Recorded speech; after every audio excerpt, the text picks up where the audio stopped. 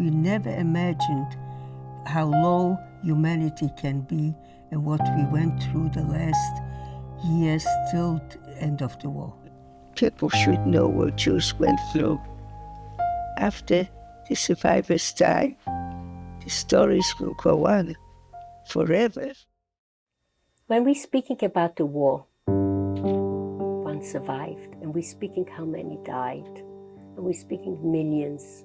If one doesn't put a story and a face, numbers mean nothing. My name is Ray Kane. I was born in Lodz, Poland, and my family consisted of my parents, 3 brothers and a sister. After Hitler came to power, the wave of anti-Semitism from Germany was so great that they fired the Jewish people in all these national institutions. And my father was fired. He really couldn't get too close to be friends with Polish children, because every Sunday when they came out from the church, they used to call us names. This was in the beginning, before we knew what's going to be. And still when this passed and you were in a peaceful place, you said, no, it can't be that bad. It's one incident. It wasn't like in one shot. It was little by little. The end of 1939, my brother, he didn't want to stay. And now young people were running to Russia. They thought this is how they will save themselves. The meantime, every now and then, even before they created the ghetto, they already had some deportations, sending out people disappeared. I was 11 years old by then. My parents were already in their 50s. I was the youngest. Little by little, they announced, they didn't say ghetto, but we will be evacuated to one area, to downtown of Lodz.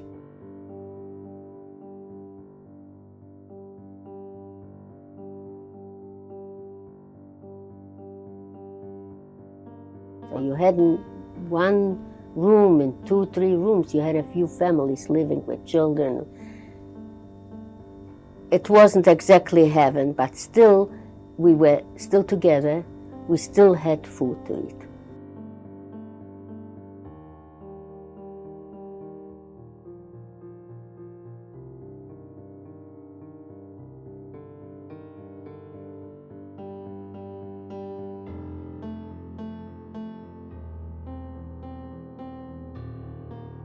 In 1940, in April, they closed the ghetto and nobody could go in and nobody could go out. Before they closed the ghetto, my brother came back from Russia and my father said, you're not going anyplace. Whatever happens to us happens to you. And when they closed the ghetto, he couldn't take it. The orders, he could not be in a prison. Late spring in 1940, a lot of epidemic diseases were like dysentery started. Meantime, my father was also sick. There were no doctors and we were in a home arrest that time. He didn't say anything till it was too late. The abdomen was swollen and they took him to the hospital. He died. After my father died, my brother wanted to escape. He didn't want to stay in the ghetto. So the first chance he had must have been fall. He enlisted as a volunteer to go to Germany. My mother was very upset about this. She didn't know whether she will ever see him again. It was very surprising to us, the ones that went to say goodbye, to see that the Germans were already with rifles guarding them, and it didn't look like volunteers anymore. These were prisoners. We thought all these young men, only young men, were going on their own. They wanted to go out of the ghetto. We did get mail from my brother. He arrived to Frankfurt am Oder. They were building this famous road to was called in the camps the Blutige Straße, blood, the street of blood.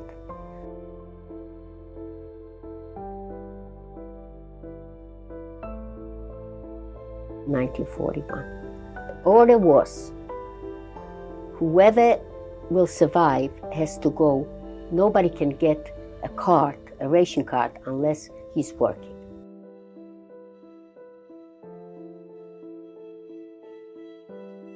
We were so hungry. Once a week, they gave us the bread and we had to share with the members of the family. You had to wait a whole week. If you ate it up, you starved. They started deportations, heavy deportations. We didn't know where. And also we didn't know where. We didn't want to accept the rumors that there is some place that they're killing people. My mother got very sick. I called the doctor and he said, give me the symptoms. So he said, she has typhoid fever. Well, typhoid fever, you had to be in a quarantine. And the doctor gave this order the same night there was a deportation. So this night, you heard the shouting, the praying. They used to take them out by force, the police, beat them up.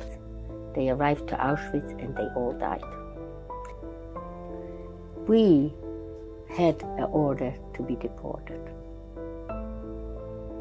But because they said my mother has typhoid fever and they put a sign, not allowed to enter, so nobody was allowed to go in.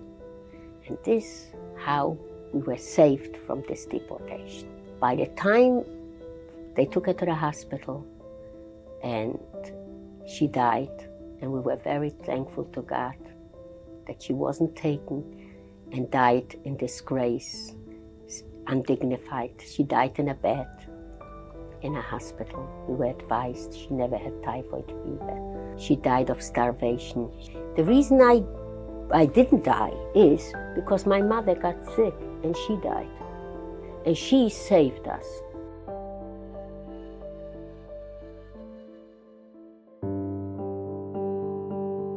My brother used to send letters still to the ghetto. And when the work was finished, they didn't need any more these prisoners. They were sending them back where they came from. In the meantime, my mother died. He never knew about it. He never got into the ghetto. He was in prison in Lodz till he was shipped out again. And he was shipped out to Poznan, one of the worst camps in Poland. Not many people survived, as a matter of fact.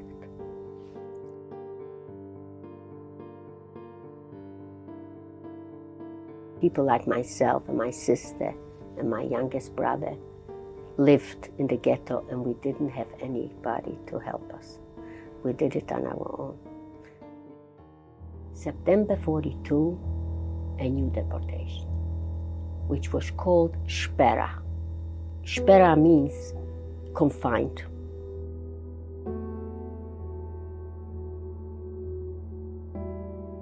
They came and they asked you to stay in your house. They were taking out people that looked sick, children, all the children were taken. The Germans made an announcement, everybody has to stay in front of the house and has the key to the apartment. I didn't feel like staying in front of the house, and my brother the same, so we decided we will run away. I said to my sister, let's go. She didn't know if the Germans said to stay with the key, she's supposed to stay with the key. When I got to the corner, German soldiers were standing. In order for me to cross, I had to bypass the German soldiers. Then a friend of mine, her brother was working for the post office and he was also taking part in this deportation. He was standing there. So I came over to him and I said, Bruno, I want to get through. So he said, just watch. When this guy turns around, run. I did this. I ran over to the other side and my brother too. And I said to my brother, what's going to happen to Sally? They're going to take her, so we will have to go too. So why is she standing there? I said, you stay here, I go back. And I said, I was angry at her. I said, you come right away. You come and you save your life. And we ran to the place that the Germans were already in the morning. And this is how we saved ourselves, because we would have been taken. All these children that were younger than I, they all disappeared.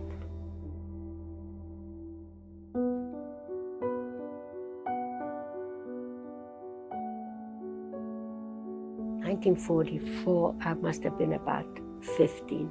Life was as miserable as it seems to be, and not getting better. We had to go to work, temperature, coughing, bleeding. If you didn't go to work, you lost one meal. One day, a Jewish policeman came. He wanted to know who lives in this particular apartment upstairs.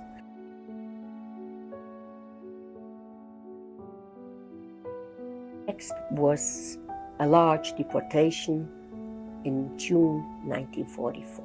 The Germans said, if somebody is sick for this transport, he can be excused.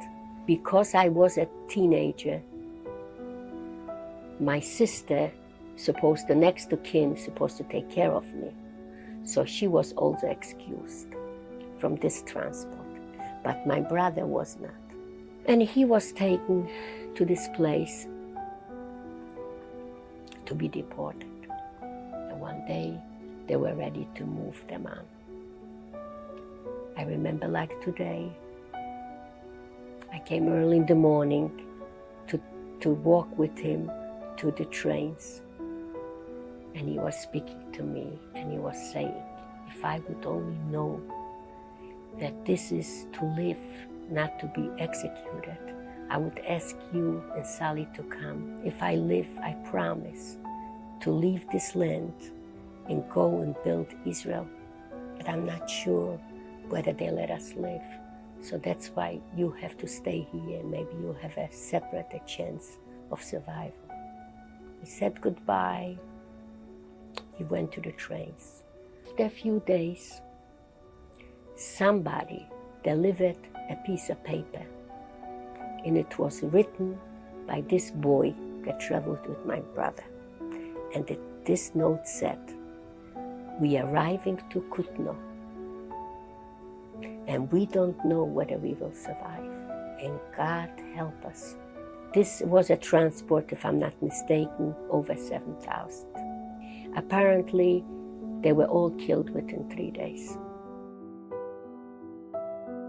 2 months later, the general final deportation of the ghetto. I had in mind to hide, not to leave the ghetto, because we knew that the Russian soldiers are standing near on the other side of the river. We knew that the end is coming.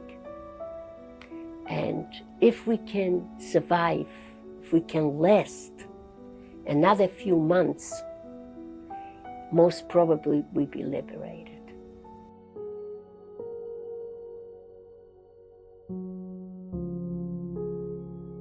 The deportation was always in the morning. So afternoon, I used to go and to visit my friends and relatives to see who was taken. And here is another deportation. Second one during the day, the Germans came, they were marching the people, and I knew if I can't save myself, this is the end. After me, a Jewish policeman was running and shouting and didn't let me go. And I was furious. I said, what right? You a Jew. What right do you have to stop me? I want to live, I want to survive, I can't go now. He said, you have to come with me. I said, oh no, I'm not coming with you. And I was cursing him. I said, you have no right to stop me. I can save myself. Somehow he left.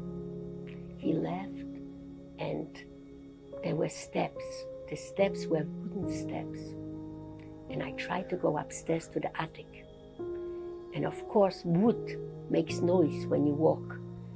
And it was so quiet in this house. And every step was a noise. And I come up to the attic, and there are people there hiding, and they're cursing me. They say, "Who are you? What right do you have here to hide?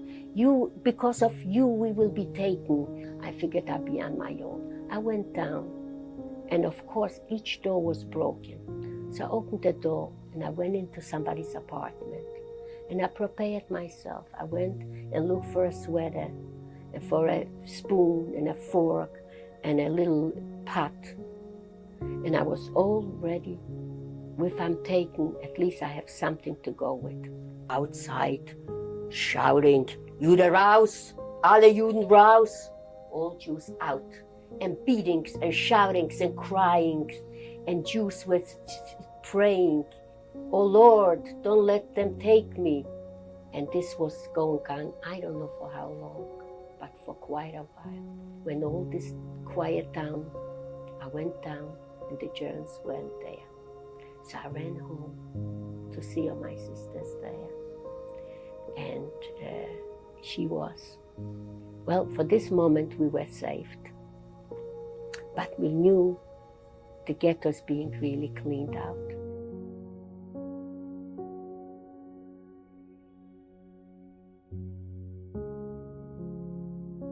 Came to the trains, we were packed.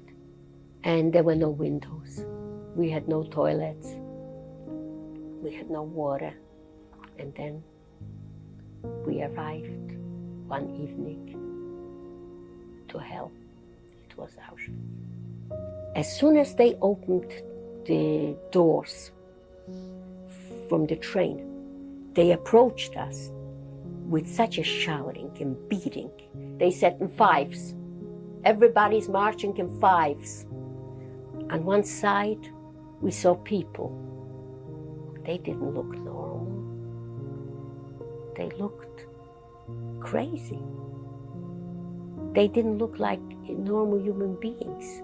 We didn't realize that the smoke, the chimneys, these are crematoriums. We heard rumors in the ghetto during the years that people are being burned, but we didn't believe. And they asked us to take our clothes off, everything, and leave everything.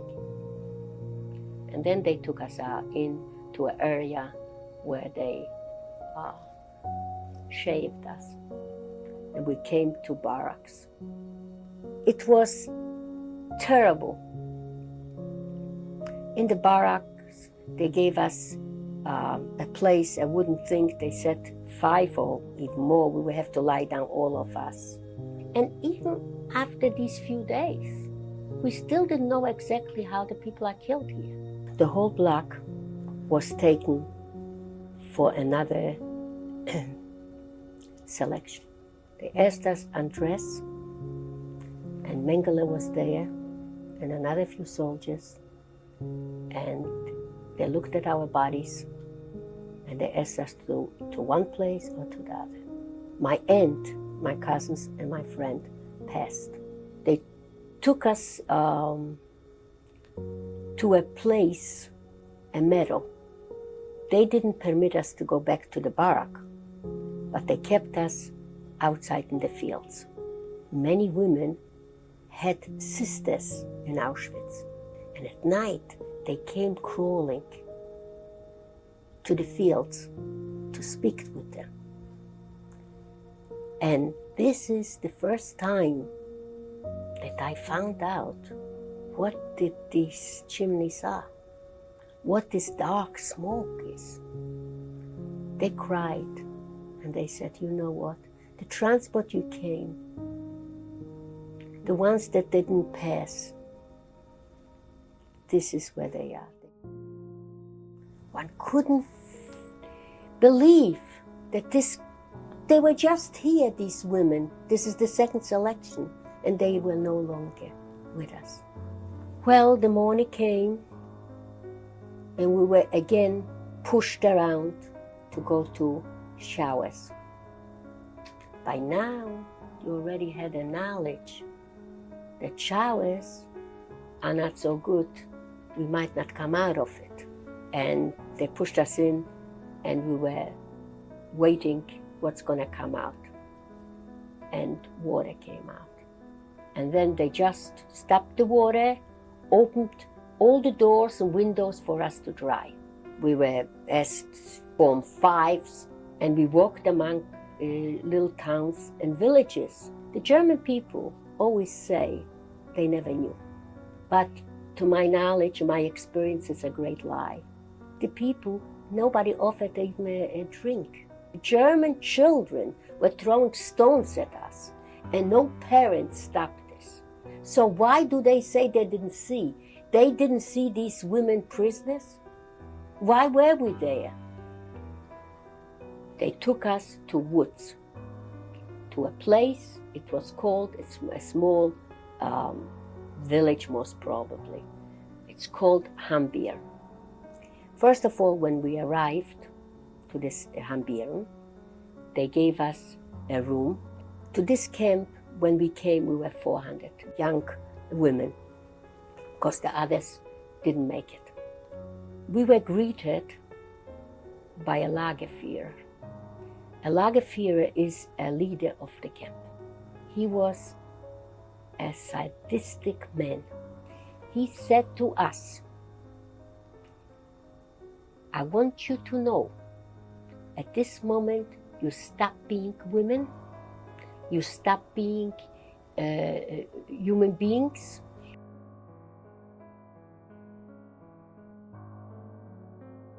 They selected girls to work, and I was assigned to a place where the soldiers stayed. He told me that I will help out, I clean. An elderly soldier approached me and he said, are you hungry?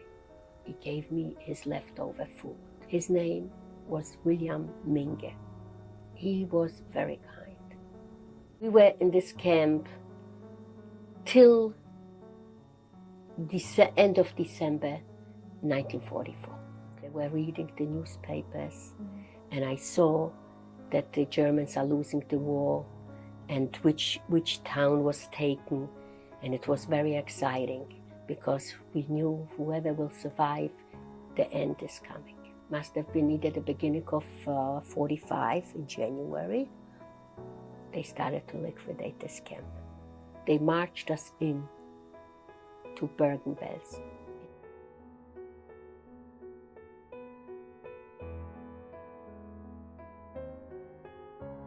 Bergen-Belsen was a camp completely different than other camps. The smell in the camp was of burning bodies. A whole day you smelled it, you had it in your mouth, you had it in your nostrils. The smell still haunts me. No water to wash yourself. And when I undressed and I didn't know why I have sores on my ankles, when I took off my socks, full of lice. The lice were in my skin and in my body. The suffering was so great. April 15, 1945, we were liberated by the British. After the liberation, we stayed in the camp for a while, and then my husband, which was, I knew him from before, he came to look for his sisters in camp and met me.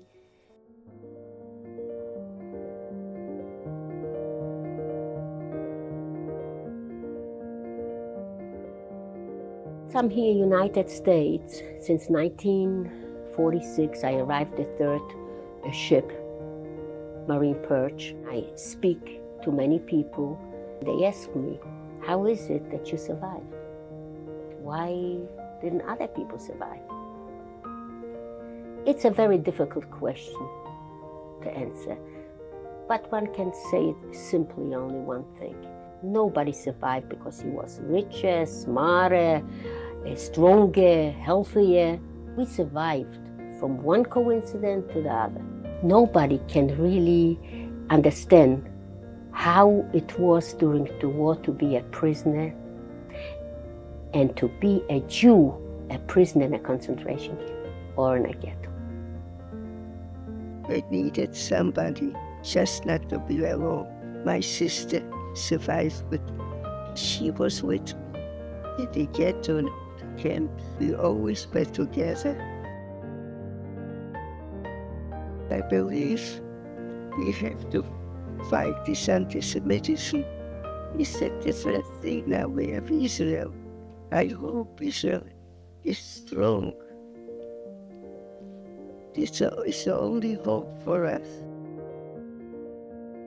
This is my son, and this is my husband, my grandson. And this one is Elizabeth, your granddaughter.